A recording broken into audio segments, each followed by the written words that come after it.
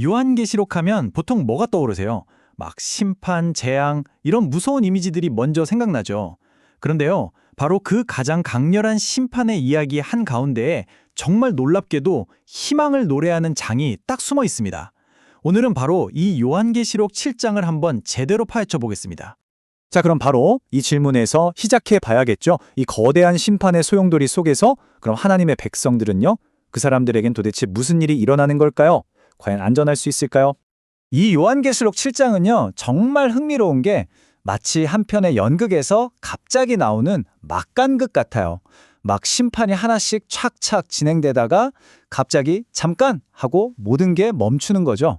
왜냐하면 그 사이에 꼭 보여줘야 할 아주 중요한 장면이 있기 때문입니다.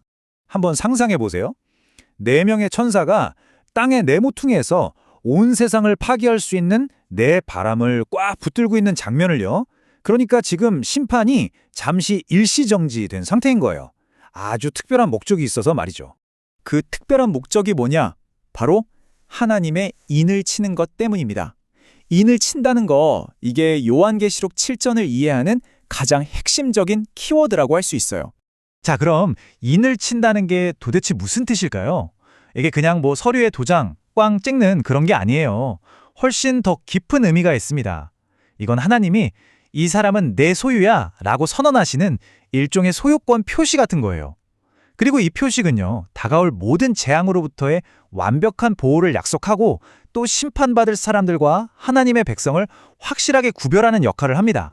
좋아요. 그럼 이 하나님의 특경한 보호를 받는 사람들은 과연 누구일까요? 7장에서는요, 이 구원받은 사람들을 2개의 다른 환상을 통해 보여주거든요. 이 두 무리가 각각 누구를 가리키는지 한번 살펴보겠습니다. 자, 첫 번째 환상에서 등장하는 숫자가 바로 14만 4천입니다. 아, 이 숫자 정말 많은 논쟁과 오해를 불러일으킨 바로 그 숫자죠. 근데 여기서 핵심은 이거예요. 14만 4천은 문자 그대로 딱 14만 4천 명 이렇게 인원수를 세는 게 아니라는 겁니다. 이건 상징적인 숫자예요. 성경에서 10이라는 숫자가 완전합을 나타내잖아요. 이스라엘 12지파, 예수님의 12제자처럼요. 바로 그 12 곱하기 12, 거기에 충만함을 뜻하는 천을 곱한 수입니다. 그러니까 이건 구약과 신약의 모든 하나님의 백성, 그 전체의 완전함과 충만함을 나타내는 아주 강력한 상징인 거죠. 자, 그리고 14만 4천에 대한 환상이 끝나자마자 장면이 정말 극적으로 바뀝니다. 이번에는 어떤 특정 숫자가 아니에요. 그 대신 이건 뭐 셀 수도 없는 어마어마하게 큰 무리가 나타납니다. 이 두 환상을 나란히 놓고 보면 하나님의 구원 계획이 얼마나 거대한지 한눈에 들어와요. 14만 4천이 이 땅에 있는 하나님의 백성 전체, 그 완전함을 상징적으로 보여준다면 셀 수 없는 큰 무리는 그 구원이 특정 민족이나 그룹에 갇히지 않고 온 세상 모든 나라와 족속과 언어로 확장된다는 걸 실제적인 그림으로 보여주는 거죠. 그리고 이 셀 수 없이 많은 사람들이 다 같이 한 목소리로 외치는 말이 있습니다. 바로 이거예요. 구원하심이 보좌에 앉으신 우리 하나님과 어린 양께 있도다. 이게 바로 요한계시록 7장의 심장과도 같은 선언이고요. 천국 전체에 울려 퍼지는 찬양의 핵심 내용인 겁니다. 자, 지금까지는 누가 구원받았는지에 초점을 맞췄다면 이제 이야기는 그 구원받은 사람들의 상태가 어떤지로 넘어갑니다. 이건 단순히 재앙에서 살아남았다, 이런 차원이 아니에요. 완전한 회복에 대한 이야기입니다. 환상을 보면 이 사람들은 전부 흰옷을 입고 있거든요. 근데 이 흰옷의 의미가 정말 중요합니다. 이 옷이 왜 흰냐? 이 사람들이 착한 일을 많이 해서 노력해서 스스로 깨끗하게 만든 게 아니라는 거예요. 오직 어린 양, 즉 예수님의 피로 씻어서 희게 된 겁니다. 구원이 전적인 은혜라는 걸 보여주는 아주 강력한 상징이죠. 그리고 그들이 앞으로 누리게 될 영원한 상태에 대한 약속들이 이어집니다.